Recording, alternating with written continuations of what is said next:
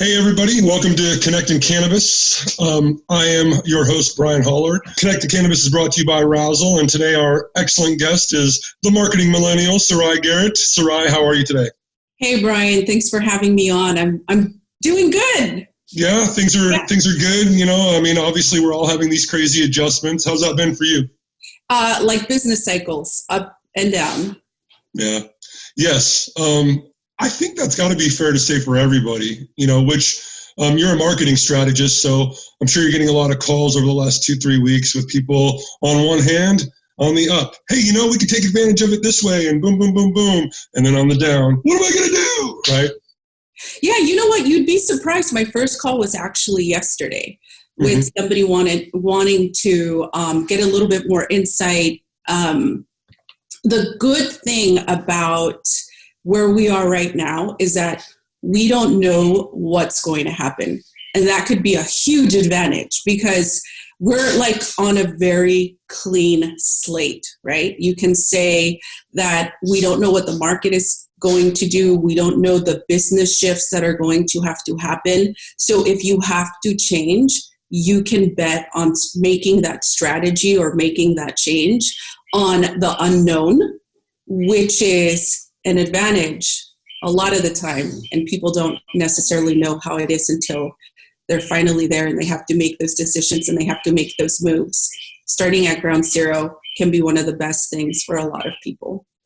I would agree. It seems like I'm running into that too. People basically either leaning into things they already knew they should have done in the first place, or now you have no excuse because a significant part of what you might have been doing is either off the table for a while or not even there. And so there is no more, well, actually, I would love to do more video and content, but ultimately I have these business meetings and blah, blah, blah, or these events and all these things. No more. So how are you seeing your folks adjust? I think a lot of people are taking this time to really internalize what changes they need to make. And I really believe that that's where a lot of people are because I haven't had a whole lot of people come out. I think that what's happening is people are hopeful and they're hoping that within the next couple of weeks we'll get new news that will kind of change the game for everyone. At the same time, I think that we are in a position to really forget everything we ever thought was going to limit us. We need to forget those things and kind of skip over that mentality.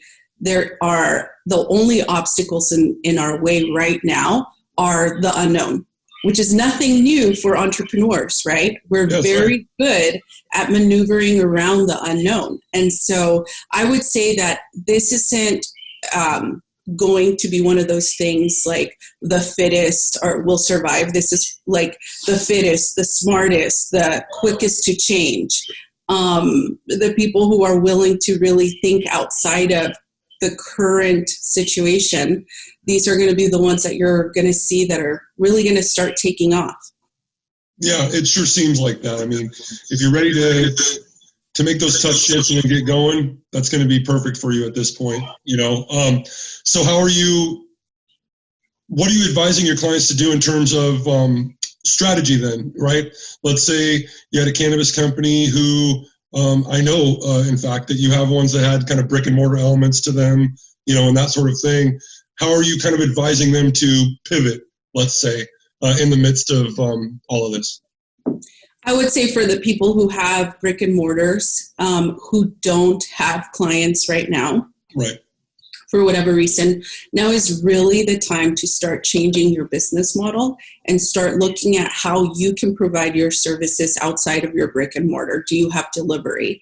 Do you have an application that you can kind of tap into and create this whole new set of services so that you can continue to make those sales? Are you calling your clients? We kind of have to go back to the old school way of doing things. So if you have a list of clients, sending emails may not be enough because although people are at home, they are being bombarded by emails right now. They're being bombarded by all kinds of marketing. And so you want to keep it simple. You want to be able to, call your clients and let them know about the new changes that are happening and that you're taking orders over the phone. Make that personal connection. Be in front of your market. Don't let them forget about you, because it's very easy to be forgotten in a time of so much noise. Yeah, you do have to be kind of, it's a good time to be persistent and really be kind of, I think, on the ball in terms of knowing what you want to do and pushing forward. You said personal connection, right? I think there's something there. Obviously, and I know this is part of your philosophy too, because we know each other, but ultimately you very much in favor of a personalized approach when it comes to marketing strategy, right? The most personalized you can get. And then when you do that, on top of it, cannabis itself, the community, the culture, very accepting, very all-encompassing. So there's kind of that double whammy, huh? Yeah, there's kind of no way around that right now. I think that we were getting into a very fast-paced business model just all the way around as a society. And now we're in a place where cannabis has an advantage because, and especially in the states where alcohol is being taken off as an essential, right? We still have cannabis as an essential here in California. And Noah, I'm on a conference call. Say hi, Noah. And so anyway, as an essential, and people do need that little stress relief. And so dispensaries right now are at a huge advantage. And I think right now is also the time, again, to change your business model and put that personal touch. Call your list of clients, send them text messages, put them through a text messaging system, mix technology with old school approaches, and you're going to stand out. And I think that the cannabis industry has a very big advantage and potential to survive. Absolutely, it does. I mean, that's why, I love that I get to work for Wrazel, because Wrazel is a resource for all businesses in cannabis, whether you're a service provider, you're looking for capital, you're just looking for resources, you can use it to go there and learn. So really dive into the tech, not just Wrazel. There's lots of resources in terms of education, or use your social platforms, right? What kind of advice are you giving to your clients about utilizing social specifically? Well, say hi. Not right now. No. I love this. This is like the new thing. Kids are, entering in conversations. It's all good. Anyhow, I was asking you about, like, more important than our conversation. It is. I understand that. So digital. I think that we all know the red tape around digital when it comes to cannabis, and so there's nothing has changed in that regard.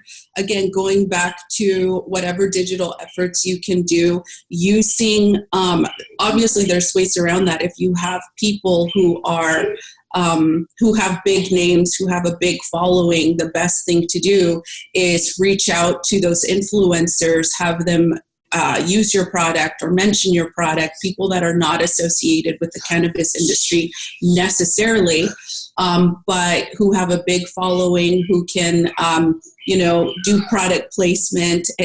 We're really going to have to go into working around all of these obstacles to make sure that our product continues to be in front of our markets any way possible. Now, if you are limited on funds, I would say that now is the best time to work on your negotiation skills. How well can you negotiate? Right.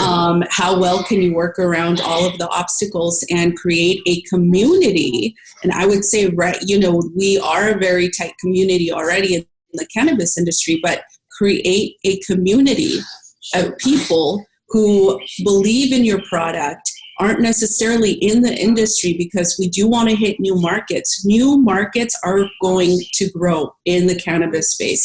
People will start smoking cannabis for a lot of different reasons, or or not just smoking cannabis, but looking at other, vapes and edibles and things like that. Sure. For many different reasons. And we want to make sure that you are at the forefront of those very many different reasons, and you're hitting new markets. So reach out to the influencers who don't have a problem saying, hey, I use weed to help me with my back, the veterans, the athletes, the people who just aren't afraid to talk about the product, and then you don't have to worry about going around the red tape and advertising. Yeah, and actually people might not know about that red tape that are listening, and it's not like cannabis is like toothpaste, right? Right. You can put it on, look at me, this is my toothpaste. It's really good, right? You have some restrictions legally that you have to kind of be aware of when you're promoting your product that I think other industries don't have to worry about. So again, to your point, that personal connection, personalizing the product or the services is just so key. And doing that in all ways, I would echo what you're saying in terms of celebrity and that sort of thing. However, just an everyday Joe or Jane, is going to help you in that respect too, because at this point, it's still really, really important to, I guess, make people understand that it's very much mainstream. It's used for a lot of different purposes. It's not just, to get high. Right. Absolutely. Absolutely. And so as we kind of, move forward with regards to those personalized connections, what specific things in terms of advertising are you telling folks to do? I don't mean, in terms of, be personal, but, are you suggesting they do live streams, or they do, get really into the minutia of what are you prescribing or at least advising your clients to do? So we're in really finicky times because a lot of people are very, very sensitive. Yes.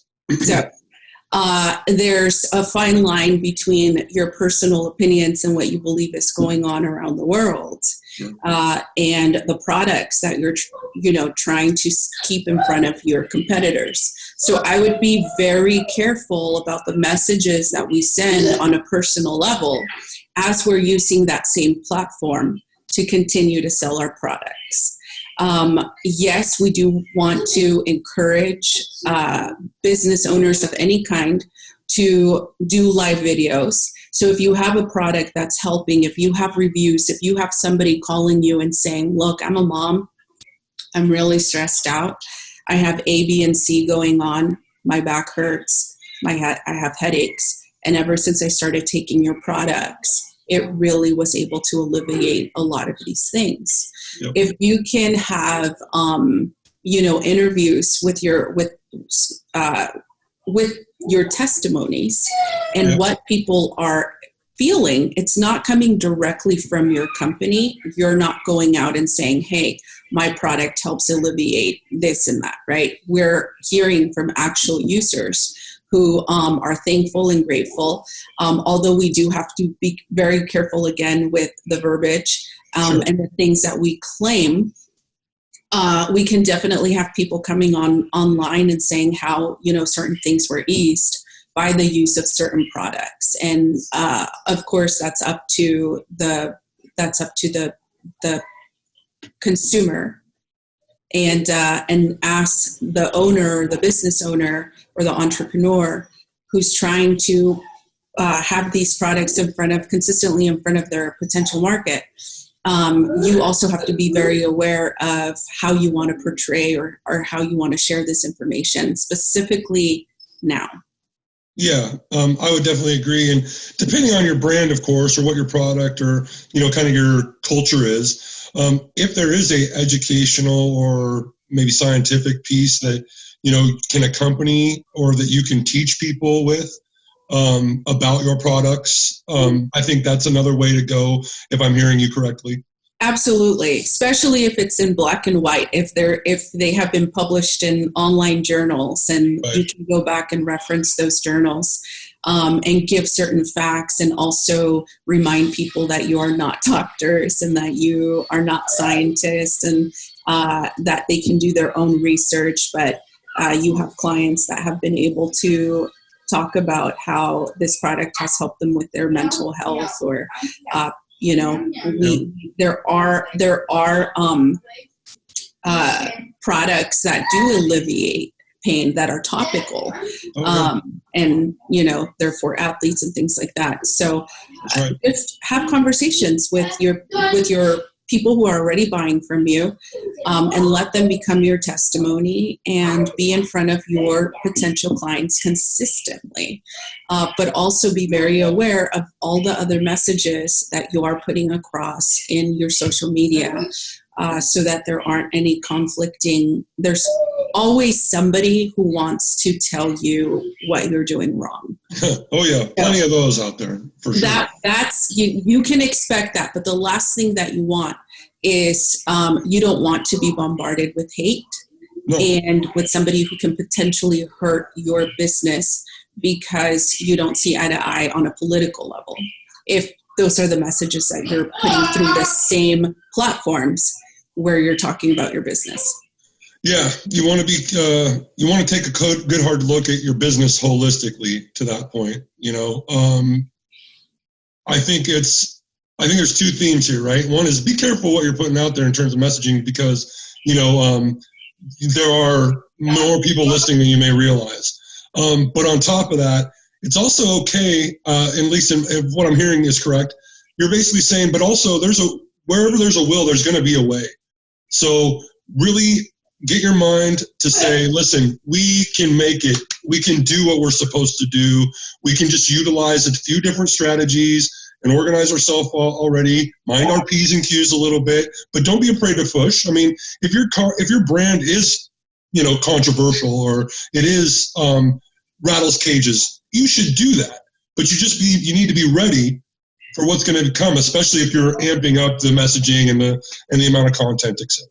Absolutely. So I want to share with you, I did a lot of marketing research for really big brands in all kinds of verticals. So we did grocery stores, we did political studies, we did like autos, Coca-Cola, Yamaha, Toyota, just a big variety of research studies on all different levels, anywhere from surveys to focus groups, and whatever else we had to do, on-call studies. And so we would facilitate these studies for these big brands who understand that everybody has a market. So I want to be very clear. You have your market. Stick with your market. The reason why I'm saying to be careful with the information that you put out there is because if somebody that does not like you can cause serious harm to your business, they will, especially in a time where everybody's hypersensitive, everything's about politics, like our economy. There's just too many variables going around that I want you to understand that it is important for you to be in front of your potential market, and do so in a way where nobody can harm you and take you offline. That makes sense. And I don't think either of us are saying like to cow or bow down or back off from what you do. Just be prepared to respond in the way that your company and everybody else has agreed to respond to whatever issues might be stirred up, or just make sure that you have proper response, you know? And of course, you can also be personal. If you've screwed up, here's a big one that I always tell everybody. I don't know if you agree. Let's see if you agree. If people screw up, I tell them to admit it. Look right in the camera and say, hey, here's what happened. Or whatever way you want to do it. If you want to do a produced piece, great. But ultimately, the more raw and straightforward you can be, you know, that's what I think. So if you're going to try and take chances, which I would encourage everybody to do, and I know Sarai would too, ultimately, you know, you got to be prepared for what might happen when you take those chances. Absolutely. We're dealing with a lot of intelligent people in this world. That's right. And when you do a lot of networking, when you do a lot of marketing, when you are in a people business, the last thing that you want anybody to do is see you as a fool and lie, right? So, right. Or even lie to themselves. And this is one thing, as a woman, I'm very cutthroat when it comes to admitting fault, being able to say, you know what, I messed up and I'm sorry. And it's okay to say, I don't know what I was thinking. I have no idea what I was thinking or why we're here. How can I make it better? I had a recent experience where I was willing to continue to work with somebody, but they weren't willing to be honest about what had happened. And that's okay. I see people in their humanity. I wanted to continue to move forward, but I couldn't because the level of denial was so deep that it affected other parts of doing business. And those are chances that I'm not willing to take, unfortunately. So yes, tell the truth, admit, and even if you don't know that you did something wrong, you can say, I'm sorry, I don't see your point. I don't know what I did wrong, because then that allows people around you to make the decisions that they need to make based on character and based on what needs to happen next. Absolutely. I could sit here and talk about all this stuff forever with you. This is a very, very enlightening discussion. I thank you for being with me today, but we do have a bit of a time limit. So before we get out of here, let's make sure everybody knows where to find you, Sarai. So you guys can find me, the Marketing Millennial, on Facebook, or Sarai Garrett, and connect with me. I'd love to connect. I'm very silly and I'm a lot of fun. So you really have to be able to know a person like me to understand me. But yeah, it's a lot of fun. Thank you so much, Ryan, for having me on. And you guys can learn more about me on my page. I'm also on LinkedIn, Sarai Garrett. There's a lot of information there, and we'll talk soon. Absolutely. And of course, as always, you can find out a lot of information about the business of cannabis on Wrazel.com. That's WRAZEL.com. And if you want to see this mug, you can check out Holler1012 on most social platforms, or Brian Holler, HOLLER. Thank you so much, Sarai. Always a pleasure to talk to you.